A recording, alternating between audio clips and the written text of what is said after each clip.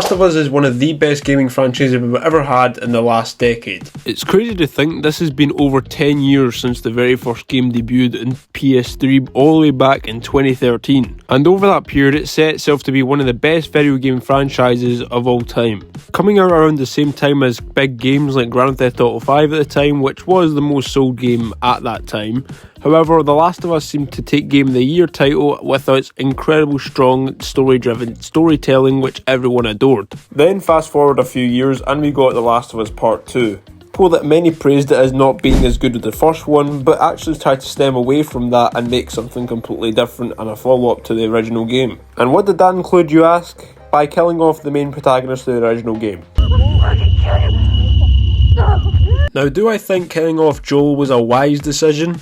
Absolutely not, but we've seen this in the past with multiple different versions of fiction and it's really no surprise at this point. Joel pretty much had to do what he had to do in order to protect Ellie in the first game and actually take her out of the hospital in order to get her to safety from the evil ass doctors. And just to see him get killed by the daughter of one of the doctors just makes a whole lot sadder when he eventually just gets hit in the head with a golf club. But you know, I mean, as I said, we do not need to make ramble all over Joel, we know exactly what happens to him, let's just keep moving on. After the murder of Joel, we catch up with Dina and Ellie as they journey directly into Seattle, and this is probably one of the best parts of the game action wise because you get to explore the whole city of Seattle, or most of it anyway. There's multiple traversal mechanics, collectibles, fighting a ton of clickers, and a way more than it has to offer. The whole first and second act of the game takes place around Seattle, and it just shows how big this city actually is, especially in this video game, and it has a ton of playable levels which you can go through. During our journey through Seattle, we actually do get ambushed by some of Abby's thugs. They trap us in a school and we end up stabbing this guy in the neck, like god damn. Damn. We take shelter in an abandoned theatre while we all go and search for supplies for Dina as she reveals that she's fucking pregnant. What the f? While you think everything else is going good, in comes Abby and shit hits the fan real quick. Ellie finally understands why Joel decided to be killed by Abby and the reason for it. Abby threatens to shoot Tommy if Ellie doesn't comply with her demands, and we eventually cut to black. And now this is when we get introduced to the Abby portion of the game, which is fairly enjoyable. Abby's missions seem to have a lot more depth and character to them, as this is the first time we've properly been introduced to this character, and there is some parts of the Abby levels where you do get a little bit devious. I'm not even going to explain that because we all know what I'm going to mention. Considering you're playing with Abby for quite a reasonable amount of time in this game, it is exceptionally fun to play as her. She has a lot more attributes just as much as Ellie has, and it's pretty awesome how it just comes together at the end with both these characters willing to battle out for the fight and to see who wins. And plot twist, no one wins. Abby pisses off with her new kid and we live happily ever after. Yo, Zach! F you! Zach! Quite possibly the best Abby mission in the game is quite near the end. The forest has to have some of the best visuals I've ever seen in any type of PS5 kind of re-release, because I think this is probably the most visually pleasing part about this game. And also you also fight some weird ass sickle psycho man who decides to use a fucking hammer on you. What the fuck was going on there? But in all honesty, this just has everything this game actually has to offer. The gameplay, the gun mechanics, the horse riding, everything is there in this mission. I want to talk about No Return because I think this mode really gets looked over these days and is actually a really good addition to the PS5 remake. First off, it's really the only big mission in the game where you can actually play as every single character from the story, and it offers multiple different maps so you can actually put your gameplay skills to the test, and I found a lot of fun with this, especially the difficulty does get a lot harder as you progress through each character, and each character has its own set of weapons and abilities, which is very, very unique and cool. I think Naughty Dog did a great job in this mode for giving the fans what they want and to giving their own take on Black Ops Zombies, because it does really feel in that way but in a third person mode. And it's pretty cool how they paid homage to the uncancelled game they were originally going to release, which was pretty much just as similar to this, which I'm glad they just ended up putting it in the game because one, we actually finally got to experience something similar, and it's definitely not something that we see in every other type of video game these days. The combat is what truly makes these games shine, and it definitely comes out within this mode.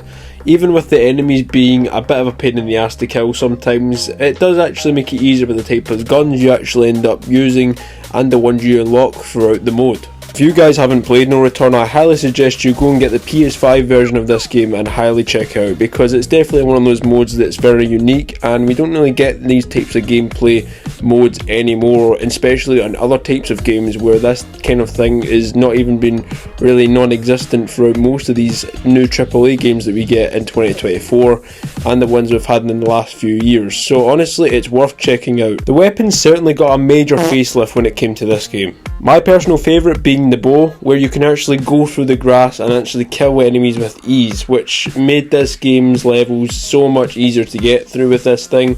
Number one, because it's silent, and number two, you can literally use the sheath to go up behind people that you may have missed, which is also a very nice touch.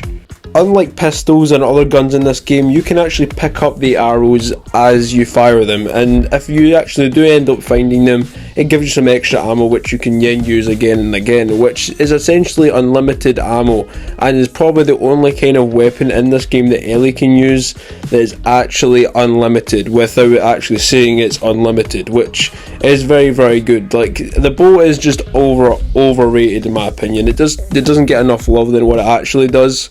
And obviously when you eventually go through the game and you get that insane AK-47 mad gun, it kind of makes the bow look a little bit bad, but also the bow is just incredibly good, so you may as well just grab the bow and go ham.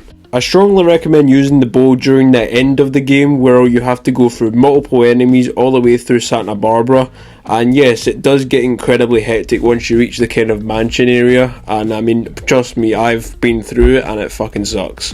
And now we get on to the Ellie versus Abby fight, quite possibly the most brutal fight in this whole series. These are two females that have been going at each other like crazy over this whole game, and to finally see them come together and actually try to end this and seeing who's going to kill who, does get a little bit crazy and intense. From slicing each other to pieces to Ellie getting her finger bitten off, and as finally they realise that this is no longer worth it. Ellie realises that Joel's death really wasn't much against to even get revenge for in the first place, and she lets Abby go off into the abyss. Now this brings up the question, is The Last of Us Part 2 just as good as the original? In my opinion, I actually had a lot more fun playing with adult Ellie than I did with Joel in the first game. I think that Ellie's character in this game is so much more fleshed out compared to the 13-year-old version of her in the first game, due to that of seeing how she grows and adapts into the world that she's eventually living in now without Joel. And I think that's probably the best way to tell a story and influence some character development into these types of games.